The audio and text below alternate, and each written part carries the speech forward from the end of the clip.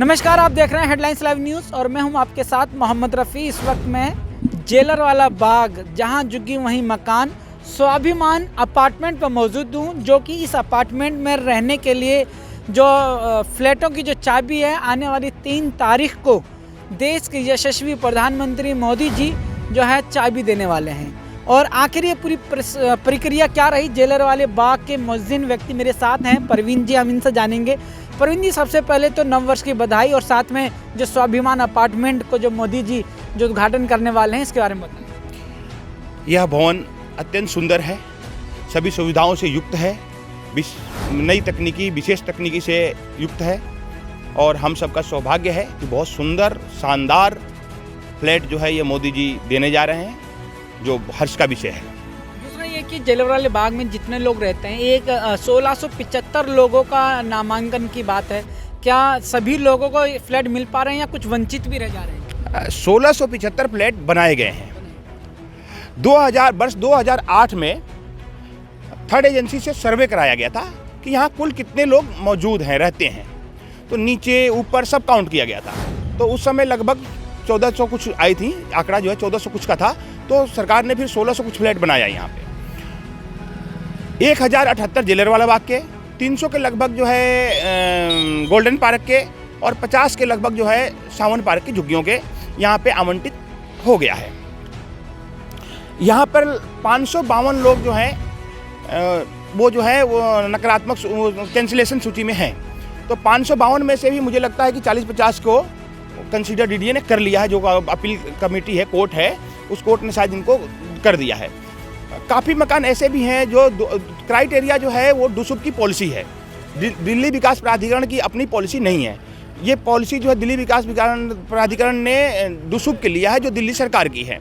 और दिल्ली सरकार की पॉलिसी यह कहती है कि 2014, 12, 13, 14 यानी लास्ट 14 के दिसंबर 31 तक में आपका मतदाता सूची में नाम होना चाहिए, तो उसको मिलेगा।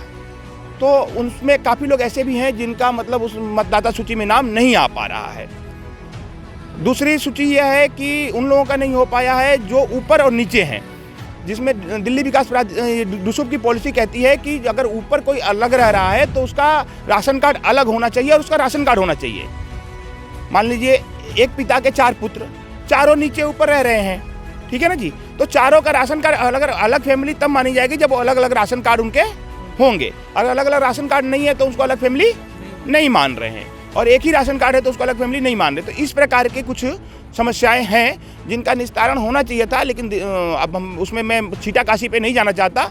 वो डुसुब की पॉलिसी है, दिल्ली सरकार की पॉलिसी है, वो उनमें बदलाव की आवश्यकता है। जब तक बदलाव नहीं होगा इन लोगों को न्याय मिलना बहुत मुश्किल है। तो हम ये मान सकते हैं लगभग जितने लोग हो सकते थे जेन्युइन, उन सभी लोगों का नामांकन लिस्ट में आ गया? हाँ, लगभग आ गया है। 50 लोग कुछ ऐसे भी रह गए जो किन्हीं कारणों से गांव वगैरह गए हुए थे। दिल्ली विकास प्राधिकरण ने 2 बार समय दिया, एक बार सर्वे डोर टू डोर किया, एक बार उसके बाद नोटिस लगा करके किया कि आप आइए और आप कोई रह गए हैं तो आइए। तो उसमें भी वो लोग नहीं आ पाए, सम्मिलित नहीं हो पाए। तो इस प्रकार के भी कुछ लोग हैं जो बाद में अपील किया उन्होंने, वो कोर्ट भी गए हैं। तो अब देखिए उसके लिए क्या व्यवस्था होती है, सरकार क्या तय करती है। दिल्ली के अंदर इस तरह के 3 पायलट प्रोजेक्ट बने हैं। एक ही हमारे सामने मौजूद है, फिर एक कठपुतली है, फिर और एक और तीसरा रहा है। तो इसमें जो सब में यूनिक और सबसे अच्छा अगर हम बोलते हैं तो कहीं ना कहीं जेलर वाला बाग अपना में बड़ा शानदार बना हुआ है। इसका श्रेय 2 लोगों को जाता है। एक तो जिन्होंने इसकी नींव रखी, सरकार किसी की भी हो, लेकिन मन की उपज, मन की सोच, वो उस समय के वर्तमान के माननीय दिल्ली विकास प्राधिकरण के सदस्य थे श्री मांगेराम गर्ग जी, जो इस क्षेत्र के विधायक भी थे। उन्होंने कहा उस समय दिल्ली विकास प्राधिकरण की बैठक में कि मेरे यहाँ बहुत सुंदर बनाया जाए, और ये जहाँ झुग्गी वहीं मकान, ये योजना का मन की उपज, मन जो उन्होंने ये दिया, विचार दिया, वो श्री मांगेराम गर्ग जी ने दिया, सरकार को दिया, जिसको सरकार ने सहज स्वीकार किया। और आज ये जो आप बढ़िया रूप देख रहे हैं तो उसमें उनका योगदान है। आज उनको हम इस बात पे नमन करते हैं। आज वो श्रद्धेय हैं, स्वर्गीय हैं, उनको हम नमन करते हैं और हमारी आंखें नम हो जाएंगी। थोड़ा सा भावुक होने का मन सा आ रहा है। मैं इससे अधिक कुछ बोलना नहीं चाहता। और दूसरा, इस प्रोजेक्ट को जिन्होंने मॉनिटरिंग किया, श्रद्धेय प्रधानमंत्री जी ने स्वयं मॉनिटरिंग किया है। उन्होंने कि इसमें हर सुविधाएं मिले। तो इस पर पूरी सभी सुविधाओं का ध्यान रखा गया है। आप बालकोनी देखिए, रूम देखिए, कितनी मतलब खुलापन सा है, अच्छा लगता है। ऐसा लगता है कि हाँ, इसमें ऐसा महसूस देखने में लगता है कि हाँ भाई, इसमें एक होता है ना जी कि कंजस्टेड टाइप का हो जाना, तो वो नहीं है, खुलापन है, बहुत सुंदर है। बहुत बहुत धन्यवाद आपका।